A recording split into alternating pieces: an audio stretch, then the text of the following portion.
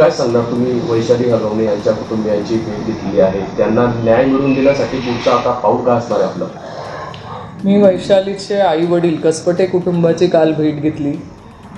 त्यांच्यासोबत वैष्णवीच्या ज्या मृत्यू प्रकरणातले सगळे जे फोटो आहेत, पुरावे आहेत, हे सगळे त्यांनी मला काल दाखवले.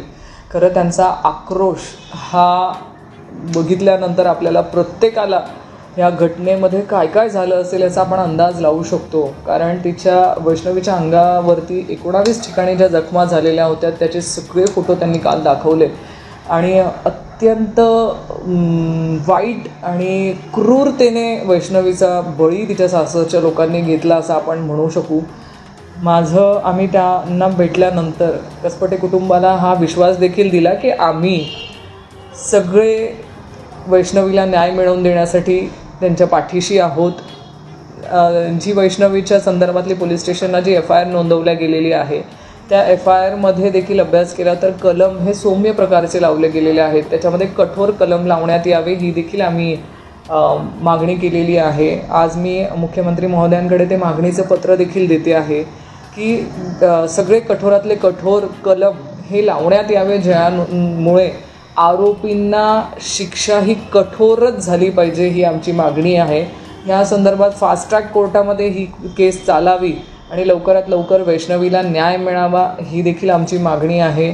त्याचबरोबर वकील संघाला आम्ही काल म्हणजे पुणे बार काउन्सिलला आम्ही आमच्या माध्यमातून एक पत्र दिलेलं आहे, ज्यामध्ये आरोपींचं वकीलपत्र कुणीही घेऊ नये अशी आम्ही त्यांना विनंती केलेली आहे, ज्यामुळे वैष्णवीला न्याय मिळवून देण्यासाठी मदत होईल. जर वकील संघाच्या आम्ही अध्यक्षांबरोबर पण चर्चा केली आणि त्यांनी देखील आम्हाला या संदर्भामध्ये पॉझिटिव्ह रिप्लाय दिलेला आहे की ते वकीलपत्र त्यांच्या वकील संघातले लोक घेणार नाहीत याची ती देखील काळजी घेतील. अशा अनेक बाबींवरती आम्ही काल त्यांच्याबरोबर चर्चा केली. काल रुपाली चाकणकरांनीही आपल्यावर या ठिकाणी आरोप केले होते की आपल्या CO साहेबांना तुम्ही धमकावल्याचा आरोप त्यांनी केलेला आहे, काय सांगाल?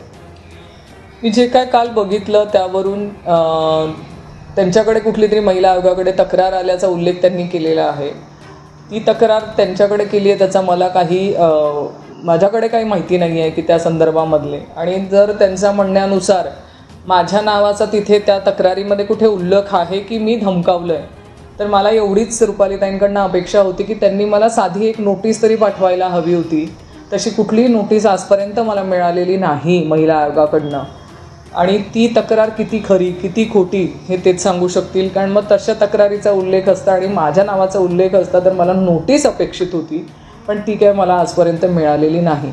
दुसरा प्रश्न राहिला की त्यांच्या नवरा बायकोंच्या भांडणामध्ये बायकोने नवऱ्याशी कसं वागावं आणि नवऱ्याने बायकोशी कसं वागावं हा त्यांचा प्रश्न होता. त्या केसमध्ये जर रुपालीताई मला दोषी ठरवत असतील तर वैष्णवीच्या केसमध्ये जी तिची हत्या झालेली आहे तर वैष्णवीच्या सासरची लोकं ही यांच्याच पक्षाचे पदाधिकारी होते. त्यांचे अजितदादा असतील, सुनेत्रा वहिनी असतील, स्वतः रुपालीताई असतील, त्यांच्याबरोबर अदिती तटकरे असतील, ह्या सगळ्यांसोबतचे जे आपुलकीचे जवळीकतेचे फोटो आहेत त्यावरून यांचे किती घनिष्ठ संबंध आहेत हे दिसतंच आहे. मग त्यामध्ये त्यांचं असं म्हणणं आहे का की अजितदादा ह्या केसमध्ये दोषी आहेत, आणि जर त्यांचं तसं म्हणणं असेल आणि अजितदादांना ते दोषी ठरवत असतील तर त्यांनी माझा आधी कामाला होता माझ्याकडे, आत्ता तो माझ्याकडे कामाला नाही, त्या व्यक्तीच्या केसमध्ये त्या मला दोषी ठरवत असतील तर सगळ्यात पहिले त्यांनी अजितदादांना दोषी आहेत का हे मला सांगावं. म्हणजे आपण असं म्हटलेलं आहे की या प्रकरणात वैष्णवीची हत्या झाल्याचं म्हटलेलं, काय सांगायचं? जर तुम्ही ह्या सगळ्या वैष्णवीच्या शरीरावरती झालेल्या जखमा बघितल्या तर ती आत्महत्या असू शकत नाही, ती हत्येकडेच संशयाची सुई नेते.